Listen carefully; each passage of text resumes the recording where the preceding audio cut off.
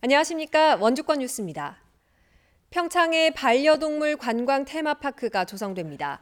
평창구는 오늘 사업을 추진하는 업체와 모두 500억 원이 투입되는 반려동물 테마파크 조성 사업에 대한 공동 업무 협약을 체결하고 2023년 개장을 목표로 사업을 추진한다고 밝혔습니다.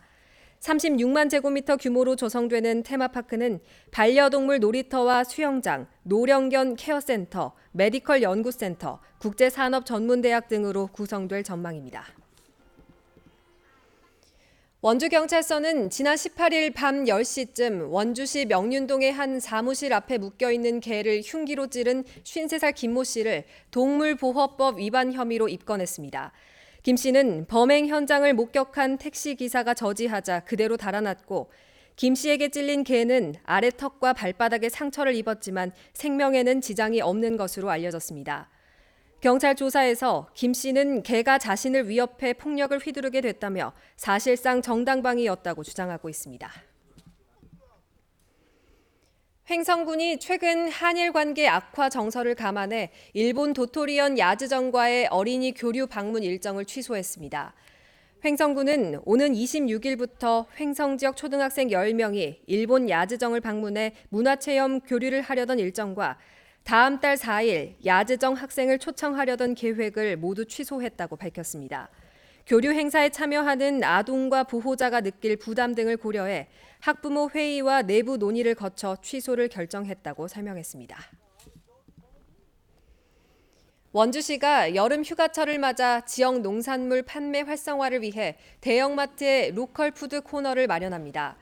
원주시는 오는 25일부터 이마트 원주 지점에 친환경 로컬 푸드 코너를 만들어 운영하고 여름 휴가철 동안 많이 소비되는 상추와 고추, 깻잎 같은 쌈 채류와 과일 등 15개 품목 300여 제품을 판매한다고 밝혔습니다. 원주시는 다른 대형마트에도 로컬 푸드 코너가 입점할 수 있도록 관련 협의를 진행할 계획입니다. 영월군이 휴가철을 맞아 공중 화장실 위생 안전 점검을 실시합니다. 영월군은 다음 달까지 휴게소와 주요 관광지, 시장과 기차역 등에 있는 공중 화장실 330여 곳의 청소 실태와 위생 상황을 점검합니다. 또 경찰과 함께 몰래카메라 단속팀을 꾸려 휴가철에 주기적으로 몰래카메라 설치 여부와 비상벨 작동 여부를 점검합니다. 강원 우유가 대만 현지에서 호응을 얻으며 수출을 시작했습니다. 횡성군 공근면의 서울 F&B는 지난 5월 1,400만 원 상당의 우유를 시험 수출한 데 이어 최근 2차로 같은 물량을 선적했습니다. 작년 기준 대만으로의 강원 농식품 수출액은 227만 달러로 올해 270만 달러를 목표로 하고 있습니다. 동해안 산불 추가 지원을 위한 정부 추경이 늦어지면서 이재민들이 강한 불만을 나타내고 있습니다. 동해안 산불이 발생한 지 100일이 지났지만 6월 임시국회에서도 정부 추경이 무산됐고 여야가 7월 임시국회를 여는데 합의해도 추경 처리는 어려울 것으로 예상되고 있습니다. 이에 따라 산불 피해 이재민들의 추가 주택 복구비 273억여 원을 비롯해 소상공인과 중소기업 직접 지원 500억 원의 국비 지원 여부와 집행 시기도 불투명한 상황입니다. 오늘 오전 7시 반쯤 삼척시 가곡면 풍곡리의 한 도로에서 16명이 탑승한 그레이스 승합차가 가드레일을 들이받고 경사지로 전복되는 사고가 발생했습니다.